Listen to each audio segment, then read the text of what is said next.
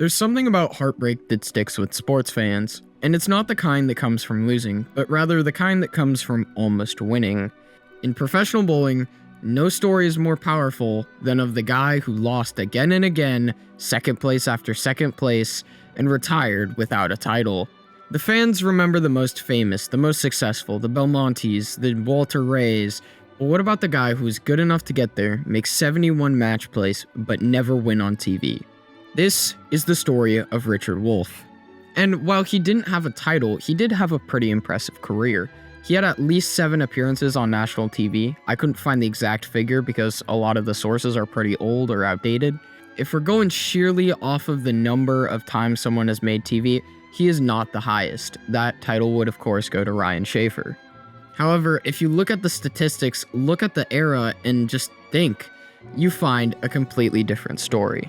A story of trials and tribulations, and a lot of second place. Richard Wolff was a product of the Midwest, a region deeply tied to the sport of bowling. His style was extremely clean, and to this day is used in coaching lessons.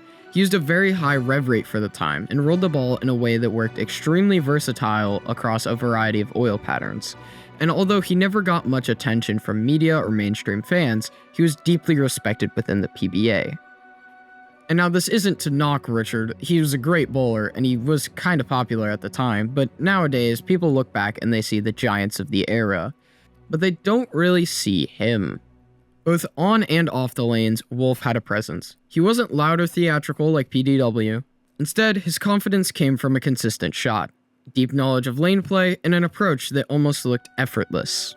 And the versatility of his game matched up extremely well on many different patterns, which led him to success. He wasn't the most well-known bowler, and he didn't have the charisma of someone like Pete Weber or the marketing appeal of Belmonte, but his game earned attention where it mattered, from the guys cashing checks. But when you think of people who've never won a title, you have to think about how they even got there. How do you get a title? Well, first, you have a giant tournament ahead of you. Making a TV final on the PBA Tour is incredibly difficult. Most bowlers spend years grinding through qualifying blocks, match play marathons, and oil patterns that adjust shot by shot. Wolff made that climb not once, not twice, but 7 times, with a whopping 71 match play appearances. And as stated earlier, I'm pretty sure he has more than 7 TV appearances, but I couldn't find the exact figure. But regardless, that figure is crazy. Making even one is a highlight of someone's career. And it's even crazier to think that he was never a player who just caught fire and disappeared. Richard stuck around because he could survive the cut every week. When you're bowling match play against the likes of Chris Barnes, Tommy Jones, and Mike Scroggins, just making it to Sunday says a lot. And when Wolff did that over and over, that says a lot about his skill level. Most people don't make match play. Most league bowlers couldn't even perform at a regional, let alone the national tour, and let alone making 71 match plays. During his prime years in the 2000s, he showed up on telecast with the same calm focus almost every time, and you could see it behind his eyes during warm-up. Everything about his demeanor said, "I belong here." And, well, he did. Wolff had 7 shots, 7 stepladders that could have changed everything, but none of them hit. One of the hardest things about Wolff's career isn't that he fell short, it's about how close he came, and how well he bowled in pressure. He wasn't choking, he wasn't really folding under pressure. He was often bowling well enough to win, just not quite well enough to beat whoever was across the pair. One final, he ran into one of the best players of all time, Walter Ray Williams Jr., a man with more titles than anyone in history. Another time, he faced PDW, who always seemed to rage bait his opponents into submission. Chris Barnes got a chance with him too, during a stretch where Barnes was locked in and seemed impossible to beat. And now, looking back on his career, it's starting to seem like he wasn't really losing, he was just facing the worst possible combination of players. And even worse, there were matches on TV where Wolff shot 230 or higher and still managed to lose.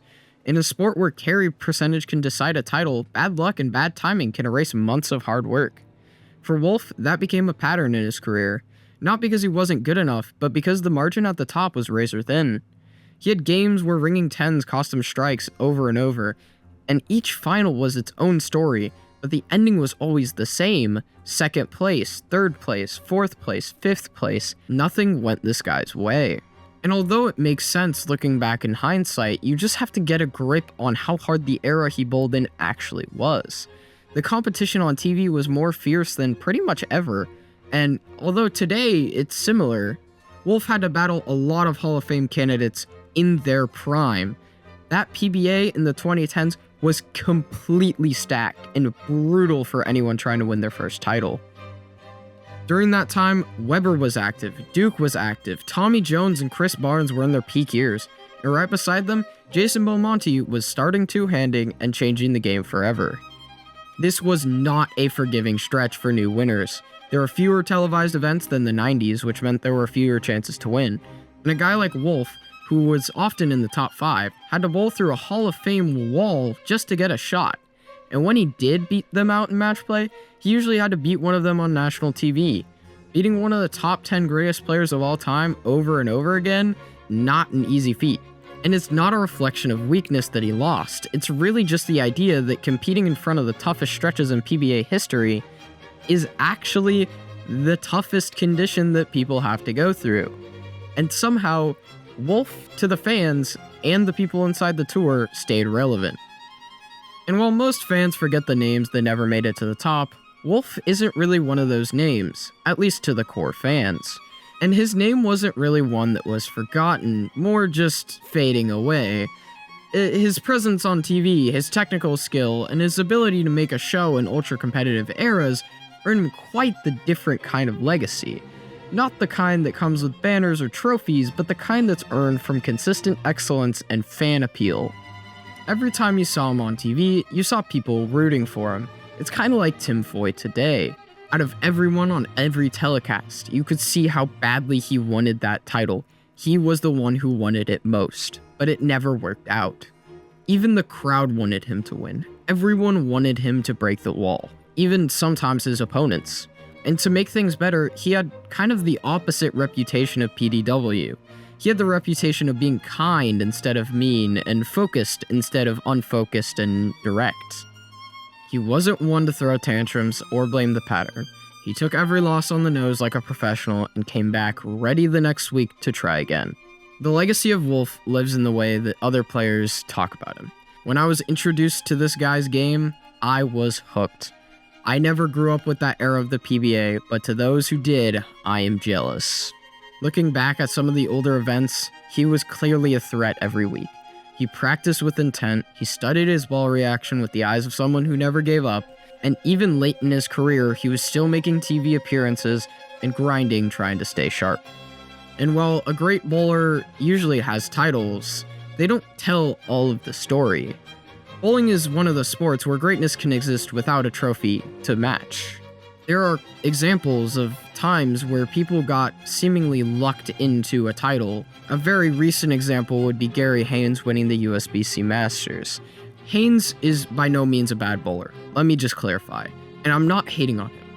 But that was, in the eyes of the fans, one of the least deserved titles that they've ever witnessed. I was watching chat rooms when that event was happening, and people saw that he kept throwing Brooklyns and were just livid. He's a good guy, he deserves the title, and the fans need to back off. But my point with saying all this is that there are weak titles and strong titles, and it doesn't really matter what title you have, but your legacy will be affected. Even in the same era, there were a few events where scores dropped dramatically and it became possible to win through seeming luck. Wolf falls into the category of the pro who never makes it, but his numbers look like someone who has multiple titles. His TV appearances even show it. The respect for him among his fellow pros even shows it. What he built across his career was a resume full of pressure moments, clean games, and narrow losses to the best in the world. He didn't have flashy celebrations. He didn't cut promos or create drama. He just let his game speak for him, and it spoke clearly, and it said he could be the guy every time he was on TV. The weight of being second place is awful. People have talked about it in sports, especially the Olympics. The guy on third is just happy to be on the podium. The guy in second is thinking of what could have been, and the guy in first is celebrating he's about to go home to his family. Best in the world. And yet, he never lashed out. He kept showing up, and that takes a different kind of toughness. Not physical, but emotional. the will to keep chasing something that's denied you again and again. Wolf lived in that void for years. One more good ball, one more carry, one more better break. He could have made it, but he didn't. And statistically, he was one of the greatest bowlers of that era. He made the money, he made the cuts, he made TV, but his name is not etched in history because of the unfortunate events that surround him. Richard Wolff didn't win a PBA title. That's the headline, but it's not the story. $300K in earnings, 71 match play appearances, and 7 national TV appearances, and a few second places to fulfill pretty much everyone. So whenever someone asks, who's the best player to never win a title? The answer is complicated, but at least in my opinion, it's Richard Wolff. However, I think Ryan Schaefer has a good chance at a title. He's been there so many times, he's got the chance, he's just got to keep pushing. But Richard Wolff never got that chance. And while I wish luck to Ryan Schaefer in winning a title before he retires as the best bowler to never win a title, so next time someone asks you who's the greatest bowler to never win a title, here you have your answer. At least you have my answer. But what do you guys think? Let me know in the comment section below, and leave a like and subscribe if you'd like to see more. But that's all I've got time for today, so see you guys next time.